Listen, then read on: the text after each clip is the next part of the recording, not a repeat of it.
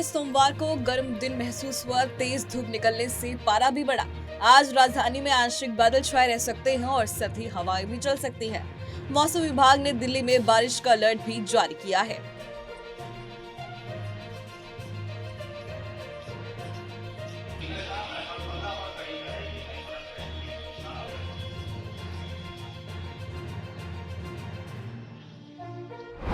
भारतीय पुरुष टीम के खो खो विश्व कप जीतने पर टीम के कप्तान प्रतीक ग्वायकर ने कहा, जैसा कि हम दूसरे खेलों में देखते हैं कि क्रिकेट या फुटबॉल में जो सुविधाएं मिलती हैं, वही सुविधाएं हमें खो खो में भी मिल रही हैं।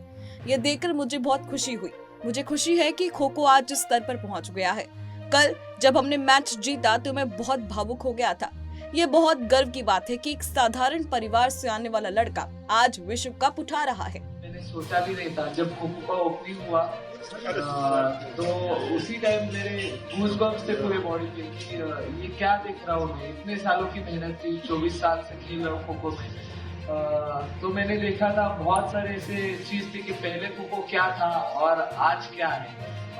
पूरे जैसे हम बाकी गेम्स में देखते हैं कि क्रिकेट या फुटबॉल में जो हमें सब फैसिलिटीज मिलती है वो हमें खो खो में मिल रही है। इसे देखकर मैं इतनी खुशी थी दिल में कि ये बस मुझे लगता है कि मैं एक टॉर्च बेयरर हूँ खो खो का, कि जिन लोगों ने पीछे बहुत काम किया है हमारे अपनी जिंदगी दी है। जैसे सर ने आज खो खो को कहाँ से कहाँ लेके गए हैं, तो इस बात की मुझे खुशी है कि अभी आज खो खो इस मुकाम पे है।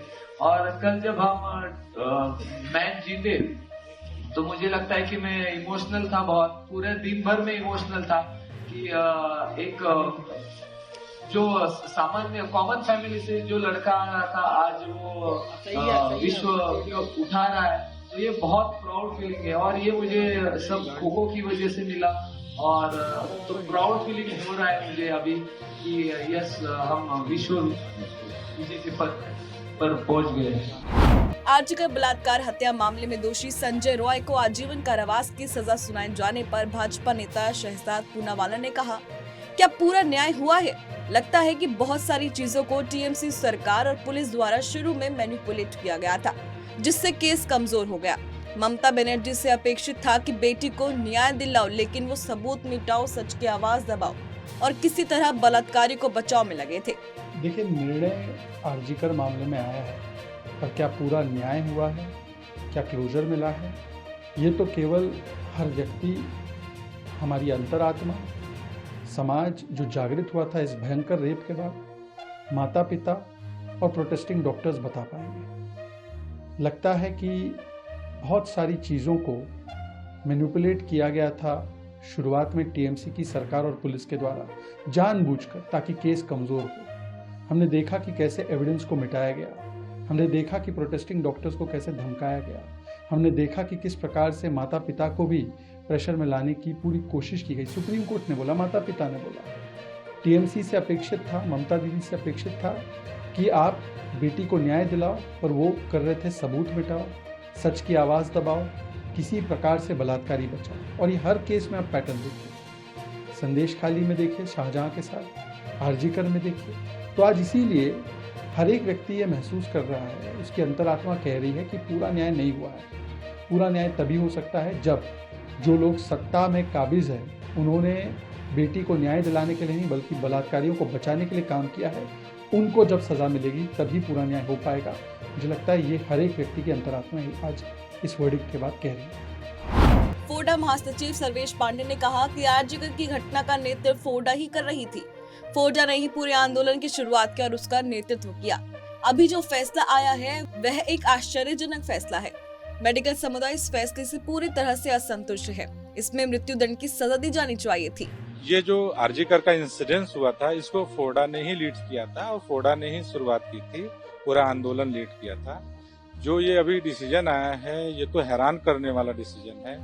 इससे हम लोग मेडिकल फ्रेटर्निटी पूरी तरीके से असंतुष्ट है, क्योंकि ये रेयरेस्ट ऑफ द रेयरेस्ट अपराध है और इसमें मतलब सजा जो मिलनी चाहिए वो कैपिटल सजा मिलनी चाहिए। ऐसा नहीं है कि मतलब इसको लाइफ इम्प्रिजमेंट दिया, ये मतलब एक्सेप्टेबल तो हम लोग ये नहीं है। और हमारे एडवोकेट हैं वो भी देख रहे हैं कि जो जज ने अभी कॉपी नहीं दिया तो उसमें पढ़ने किस बिना पे क्यों दिया है, तो इसका हम लोग स्टडी कर रहे हैं और जो स्टडी करने के बाद जो होगा फिर हम बताएंगे क्या करना है। महाकुंभ 2025 में आस्था का समुद्र उमड़ रहा है। साप्ताहिक छुट्टियां खत्म होने और वॉकिंग डे होने के बाद भी 20 जनवरी को महाकुंभ में श्रद्धालुओं की भारी भीड़ उमड़ी और वहीं 30 लाख से अधिक लोगों ने संगम में पवित्र डुबकी भी लगाई।